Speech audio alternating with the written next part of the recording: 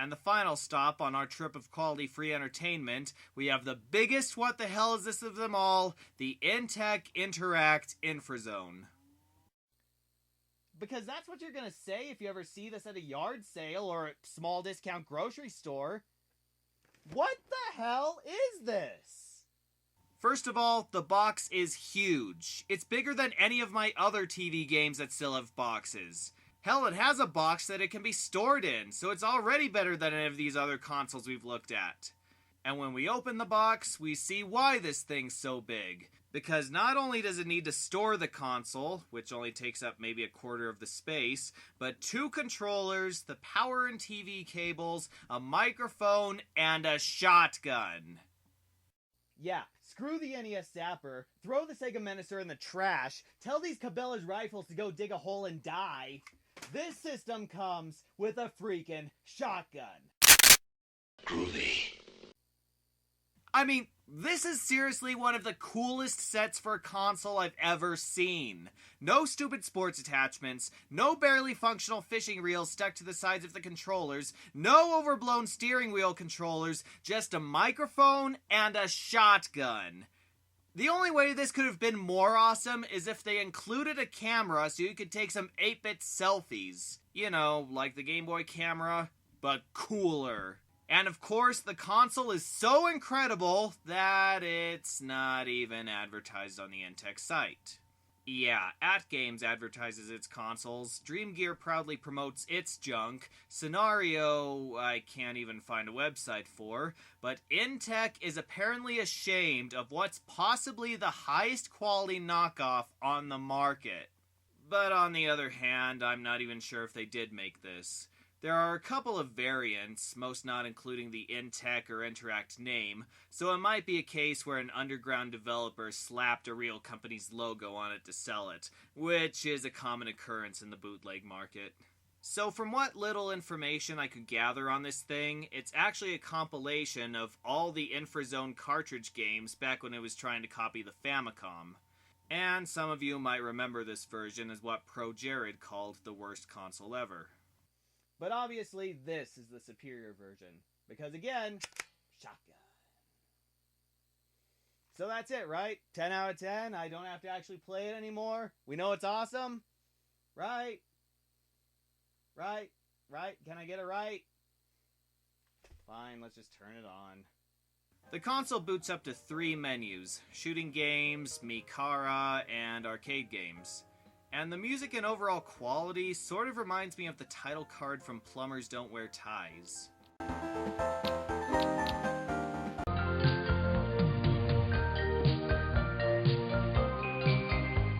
Oh, and get used to this screen, because you'll see it every time you hit reset to choose another game. So this being a compilation, the submenus in the arcade separate the games into the cartridges they originally came on. It's a little neat, if not just unnecessary.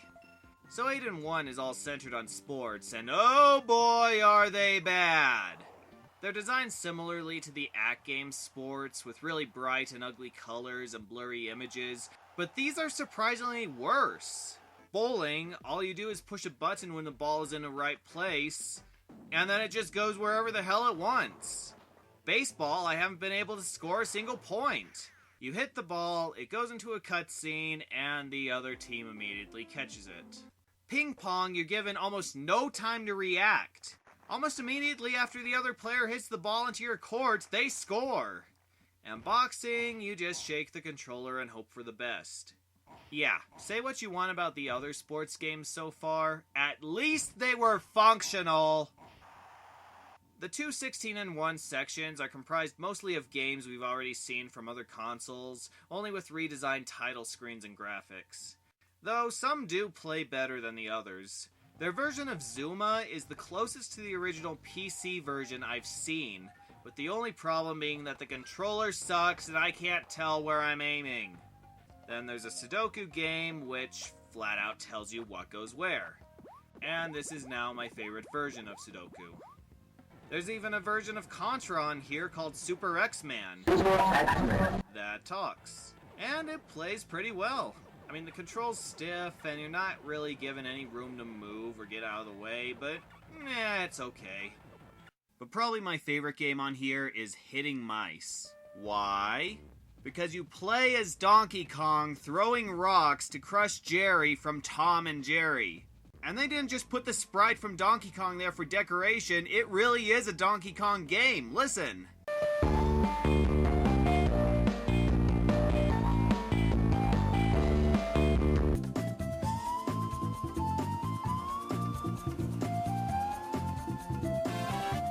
There's also some really weird inclusions on here. You'd think this was a kid's console with the really bright and cheerful atmosphere for most of the games, but then we have poker, where you get to play cards with hot Asian women as silhouettes of naked ladies lounge on the title. And if that wasn't enough, there's another game called Protean Girl, where you control a chicken running from a freaky as all hell spider, and slowly uncover pictures of hot anime Japanese schoolgirls. You know, kids game. Then there's Add 'em Up, which I still have no idea how you play. You're supposed to make boxes of numbers that add up to something, but you're never told what. And the instruction book, and yes, this has an instruction book, is for a completely different matching numbers game. So the only way you can play is through trial, error, and inevitable failure. Can I go back to Sudoku? So while the other sections are mainly comprised of puzzles, racers, and sports, the 53-in-1 is mostly stuff. That's the best description I can give you. They're stuff. They're different, I'll give them that, but I don't know if that's a good thing. A good chunk of them are tap left and A as fast as you can to win, which if you hate button tapping events in games, you're really not gonna like these. But there's a wrestling game where you take turns punching your twin brother in the face until one of you is knocked out. Yeah, riveting, I know. And there's a bunch of shooter games, some puzzle games, a few versions of Tetris, and a clone of Rocket Mania, which I like Rocket Mania, so this isn't too bad. The last collection in the arcade mode is called Drum Master. 3 games, all with the rhythm theme. And honestly, these look pretty cool. I mean, I love a good rhythm game, and these sort of look like Donkey Konga or Dance Dance Revolution, so these might be the best games on here. The problem is that you need both controllers to play these, one for the left and one for the right. But no matter what I do, I can't get the second controller to respond. I've reset the system, put in new batteries, and just tried to play the console with a second controller, but nothing's worked. And of course the instructions don't help, so that either means the controller's broken, or more likely the console isn't built to support it. But now it's time to test out what we've all been waiting for. Let's see what this baby can do. So the first problem is even getting the batteries in. This is a common thing with most bootlegs where the battery compartment is too small to allow them room, so you have to shove them in as hard as you can and hope they're touching the metal. And once you do get them in, you can forget about getting them back out. So I was expecting this to be a light gun or a prop to stick a remote in to let you pretend you're using the gun, but surprise, surprise, it's actually a working motion sensing controller. You can use this to point and click on the menu screens instead of using the directional buttons. Okay, that shows that they can create motion sensing game controllers and insert the receiver right into the game console. So why don't they just do that with the regular game remotes and give us the full Wii experience? And the gun works surprisingly well. There's no lag, no jittery movement, and the shots land where you point the crosshairs.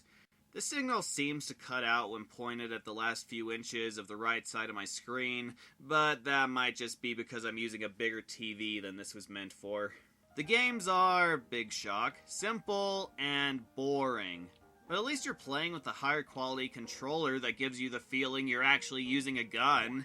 Penguin Shot, where you fire ice cubes at penguins. Alien Attack, where you shoot down UFOs. Guard War, you're protecting a sub from mines. And Find Difference, Smart Match, and Puzzle. Okay. And some of these games are just weird. In Shoot Ducks, you're defending Santa's workshop from giant purple ducks. And while that sounds crazy enough, now they're wearing body armor? Look, they have little duck breastplates. Where do they even get the guns? Like, I I'm getting shot by purple ducks with guns! How can I even pull the trigger? Where are they even coming from? Does Santa just have a nuclear dump next to where he keeps the pets? Jeez, I'd hate to be the kid who got a puppy that Christmas. So there's also Hunt Birds, Helicopter, Last Mission, Space Fighter, Airstrike, and Galaxian. Yeah, they just gave up at this point. But, to be fair, it is an interesting take on Galaxian, where you can just point and shoot at any fighter in the swarm while keeping our ship safe. In fact, I'd go so far as to say I'd like to see this in more games. Retro arcade classics sort of given a sandbox mode, reinterpreted with modern controls and functionality. And finally, we have the karaoke mode, or Mikara, because this console wants to show us how it can fail in every genre. But I gotta admit that, again, it exceeded my expectations. I thought it would be like one of those bootleg DDR mats that plays very choppy 8-bit renditions of other songs, or possibly one of those Guitar Hero clone meaties, but this surprisingly has real songs on it. Okay, they're heavily compressed and make the Hannah Montana Pop Tour guitar game sound high quality in comparison, but they are actual songs with singers and backing instruments, so I gotta give them credit for going the extra mile and giving us some recognizable karaoke tracks. You're supposed to sing the songs with a microphone that comes with the console, which is one of the most temperamental game accessories I've ever used. I could only get it to turn on a few times, and when it did work, it was only for a few seconds before it disintegrated into wind noise. And trying other microphones didn't do anything, so either the audio jack is broken, or it's specifically wired to the one that came with the system. And that one's broken. So, I'm sorry, but you'll never be able to hear my melodious voice singing to the classic songs of our time. Head, shoulders, knees and toes, knees and toes. Head, shoulders, knees and toes, knees and toes. Eyes and ears and mouth and nose. Head, shoulders, knees and toes, knees and toes. 1, 2, 3, and head, shoulders, knees and toes, knees and toes.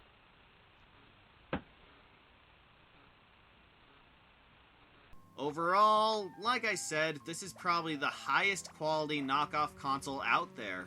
Most of the games are still crap, as we've come to expect with these jokes, but it did score a few points, has a few interesting games, and is considerably more advanced than any of these others. And it gave us the greatest gaming accessory of all time. So if you see it in your area, leave it there. You're better spending that money on BioShock Infinite Complete than yet another Wii ripoff which won't keep your attention for more than 5 minutes. Unless, of course, you're playing Protean Girls.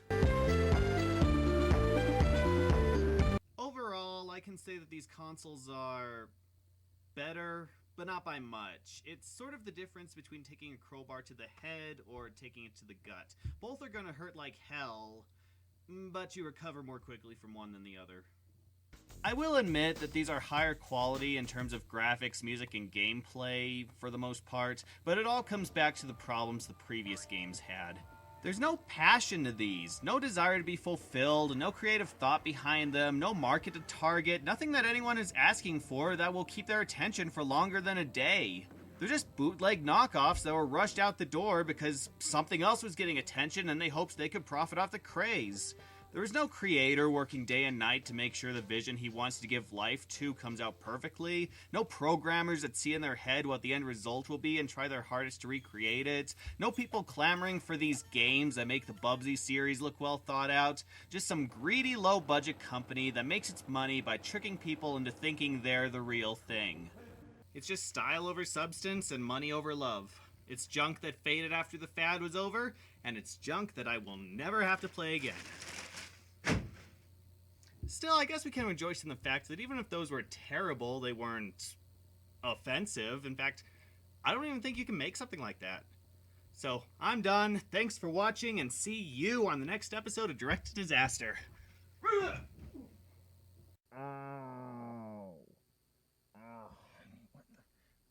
hell was that?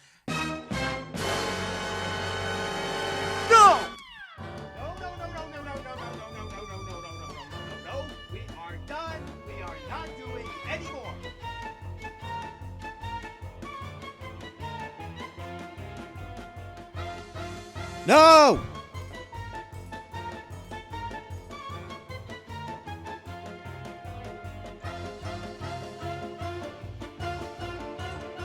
No!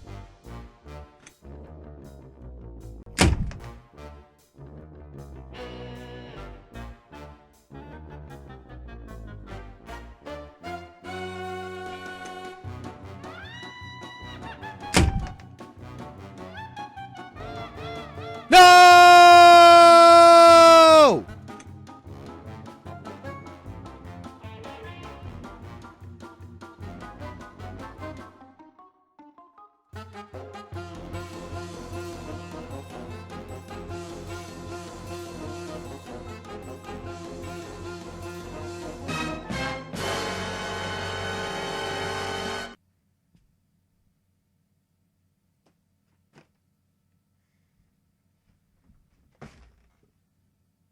I can't escape it, can I?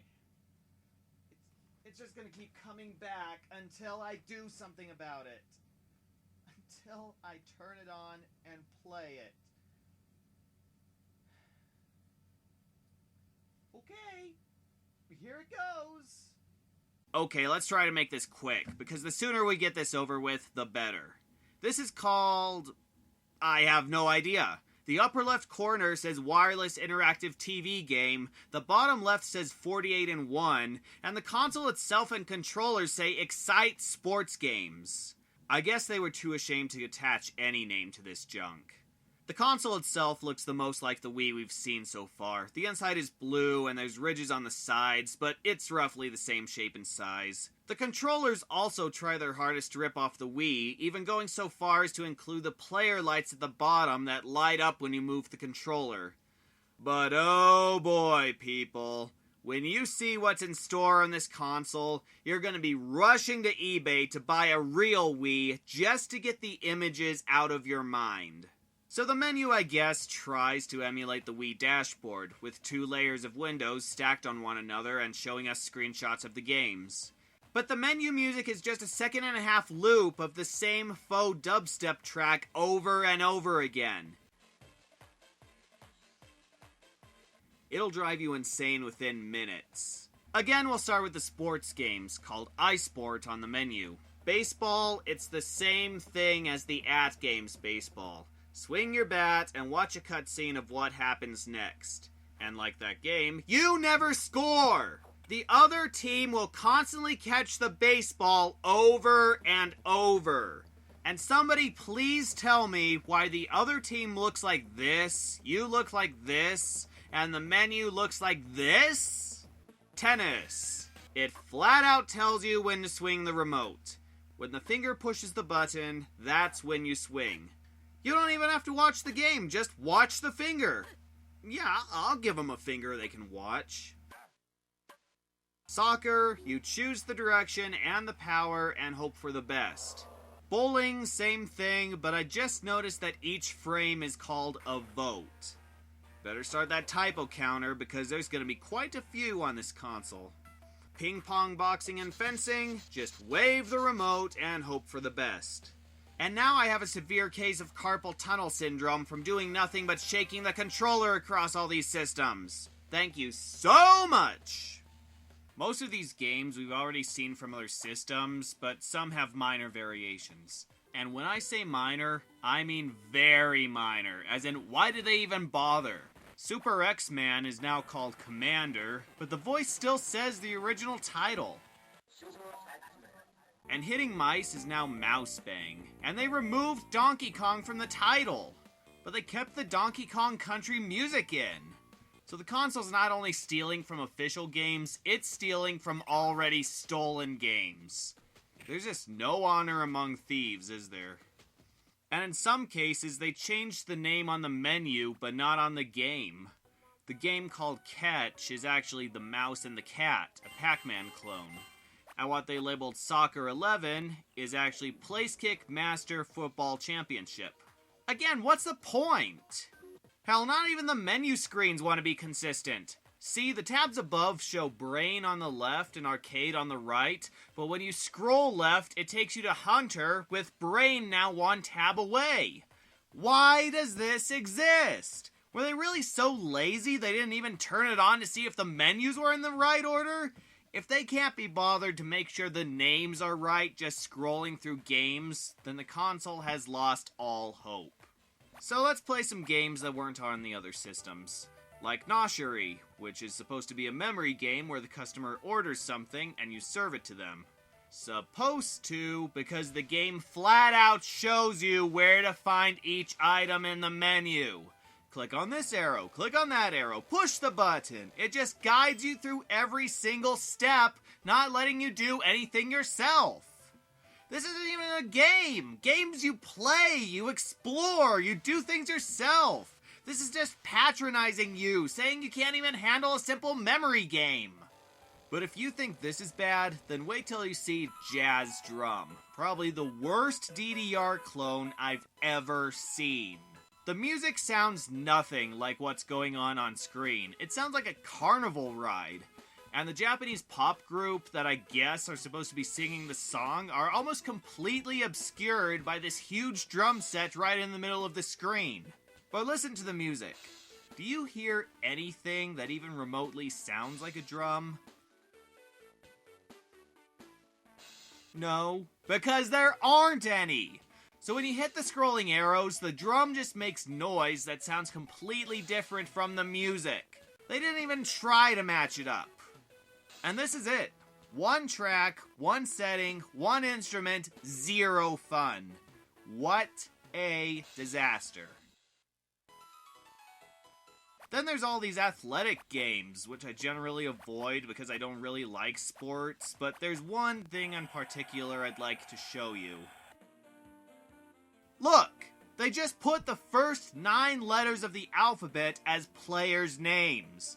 All the other events have real names, but I guess for this one they decided, screw it, they won't notice, and we're not paid enough to care. The last few games are in the Hunter category, but you might notice something about each one of them. Something very familiar. That's right, they're just conversions of Wild Gunman, Duck Hunt, and Hogan's Alley. I mean, they're almost the exact same thing, just converted to strangely colored 16-bit graphics and with a few sprites changed. And instead of the light gun these were built for that would have been fun to use and might have given this console one good thing about it, you get to use the controller to shoot. Well, whoop-de-freaking-do! And finally, we have the driver. Or Happy Driver. So it's just a delivery game where you load stuff onto the back of your truck and take it to whoever needs it. It's mind-numbing, but so's everything else on this. Wait. Is that Huckle? And Lowly Worm? And there's Hilda Hippo, who I just accidentally crashed into, so now I'm being lectured by Sergeant Murphy? What's going on? Well, guess what? This is an almost exact rip of a level from the Busy Town Genesis game, just redrawn and with a life meter and score counter. Besides that, it's the exact same game. I grew up with Busy Town. My bookshelf was stocked with Richard's scary books. My mom used to read them all the time to me. That's how I learned how to read. My first games on a CD were those Busy Town games, and they were my favorite for years. I was so upset when I couldn't play them anymore. I've watched the best ABC, the best counting, the best busy people videos over and over again. I still have them memorized. And I kept watching them because I loved them. They were the best thing that ever happened to me as a kid. Even the busy world of Richard Scarry, every time I found a videotape at the library, I rented it, I watched it, I laughed at Lowly Worm, at Huckle Cat, and this system just ripped that apart and put a price tag on it. That's it! This is the worst console in the universe! I mean, It's one thing to shamelessly copy someone else's work so you can get your thing rushed out the door, but to not only take those creations as your own, not only slap another label on them and say they're completely different, and not only devolve classic games, but to directly rip out a level from a game 10,000 times better than yours just to add to your putrid pile of pig puke. You are scum! Bottom of the barrel scum! Actually, you know what? You are lower than that, okay? You hit the bottom of the barrel, got a spoon, dug through the bottom, dug through the entire earth, and came out the other side in another bottom of another barrel. That's how low you are! This is the worst thing I've ever played, and I will not stand for it!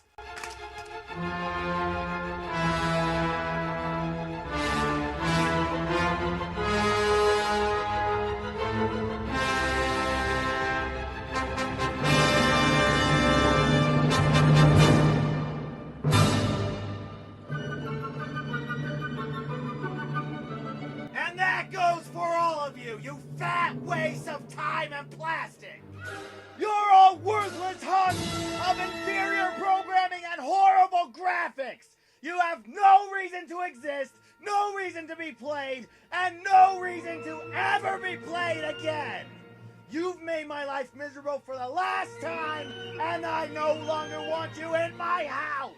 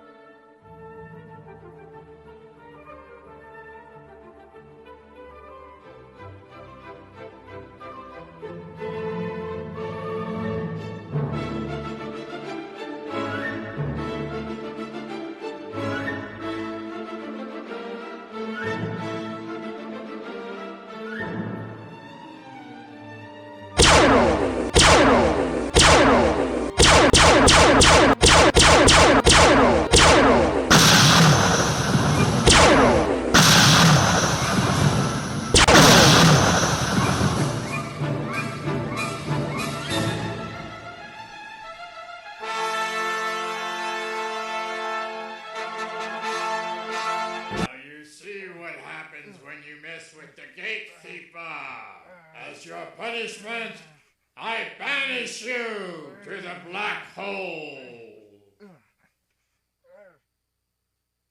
Wait, you can do that?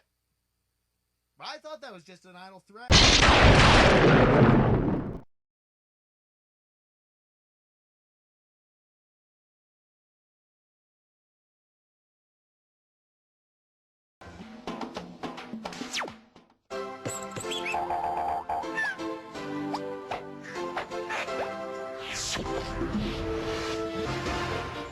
力威力棒，今天正式上市。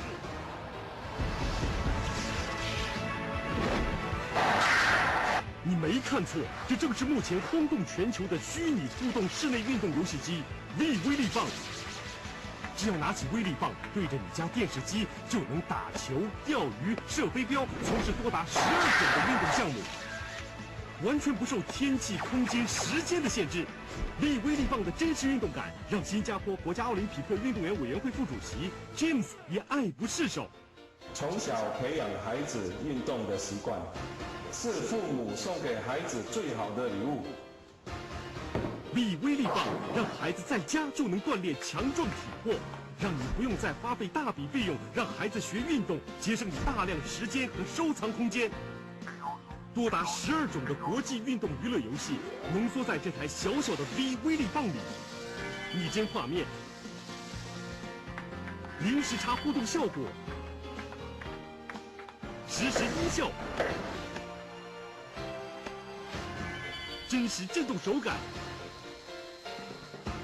让你体验真实的临场感。太有趣了，真的很好玩哎！我喜欢。Hold on 1 minute, my tenant's being loud again. Now listen, I warned you about this. Now keep it down or else I'll...